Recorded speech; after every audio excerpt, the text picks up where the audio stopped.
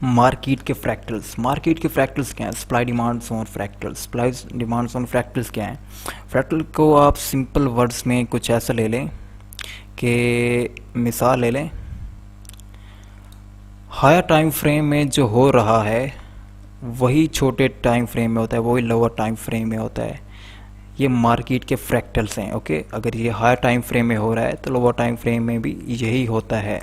Okay, लेकिन जब हम उसको देखते हैं, मिसाल ले लें, ये एक लास्ट अप कैंडल, ये एक लास्ट अप पुश है हाई टाइम फ्रेम का, तो छोटे टाइम फ्रेम के अंदर कुछ इस तरीके से मार्केट मूव कर रही होगी, तो ये मार्केट के फ्रैक्टल्स हैं। सेम सप्लाई डिमांड के फ्रैक्टल्स क्या हैं कि अगर हायर टाइम फ्रेम के अंदर आपके पास कुछ इस तरीके से आपको नज़र आ रहा है, मिसाल ले लें H4 के अंदर, ये H1 के अंदर आपको कुछ इस तरीके से चीज़ नज़र आ रही है कि ये कैंडल नीचे आई, एक उसने विक बनाई, थोड़ी सी ऊपर चली गई, फिर अगली कैंडल स्टार्ट हुई, वो थोड़ी सी ऊपर गई, विक बनाई और नीचे आ गई। तो ये भी अपने आप में एक सप्लाई डिमांड जोन होते हैं। सम टाइम इसे लोग हिडन सप्लाई डिमांड जोन कहते हैं। लेकिन ये लोअर टाइम फ्रेम के अंदर कुछ इस तरीके से नज़र आते हैं, इनसाइड बार।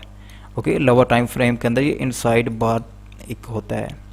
सेम टाइम अगर हायर टाइम फ्रेम के अंदर आपके पास कुछ इस तरीके से चीज़ है, एक कैंडल ऊपर गई, विक बनाई, फिर नीचे आई, अगली कैंडल यहाँ से स्टार्ट हुई, थोड़ा सा नीचे गई, विक बनाई और ऊपर चली गई, तो ये छोटे टाइम फ्रेम के अंदर आपके पास एक इनसाइड बार होगा, एक सप्लाई डिमांड जोन होगा।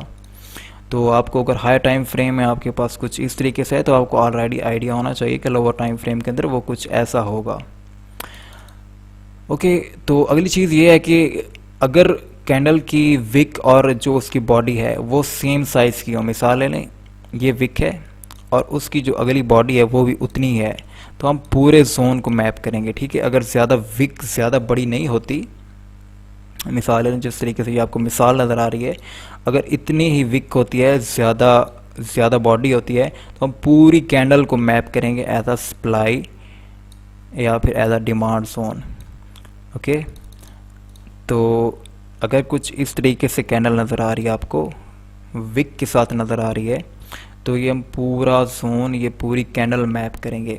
लेकिन अगर ज़्यादा बड़ी विक हो जाती है, जैसे कि ये इधर है आपके सामने की मिसाल है, तो हम ये ऊपर वाली विक होगी जस्ट इसको मैप करेंगे। आप चाहें तो आप पूरी कैंडल को भी मैप कर सकते हैं, लेकिन रिफाइनमेंट के लिए आप जस्ट जो कैंडल की विक है आप उसको मैप करेंगे। तो आपको आइडिया होना चाहिए कि लोअर टाइम फ्रेम के अंदर वो कुछ इस तरीके से होगी। ये जो विक है डिमांड जोन, ये लोअर टाइम फ्रेम के अंदर कुछ इस तरीके से होगा। दोबारा से क्विक रिकैप दे देता हूँ। हायर टाइम फ्रेम में अगर आपको कुछ इस तरीके से नज़र आता है तो लोअर टाइम फ्रेम में वो एक इनसाइड बार होगा, कुछ इस तरीके से होगा, जो कि हमारे कंटिन्यूशन पैटर्न होते हैं। ये drop base drop, rally base rally, तो ये भी हम इंशाल्लाह आगे पढ़ेंगे, कंटिन्यूशन और रिवर्सल पैटर्न्स। तो अगर आपको हाई टाइम फ्रेम में कुछ इस तरीके से नज़र आता है तो लोअर टाइम फ्रेम में वो कुछ ऐसा होगा।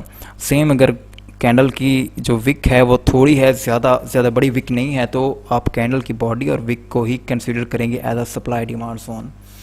अगर विक ज़्यादा बड़ी हो जाती है तो आपको आइडिया होना चाहिए कि वो विक ऑलरेडी एक कैंडल है लोअर टाइम फ्रेम के अंदर, तो आप जस्ट विक को एज अ सप्लाई या डिमांड जोन कंसीडर करेंगे।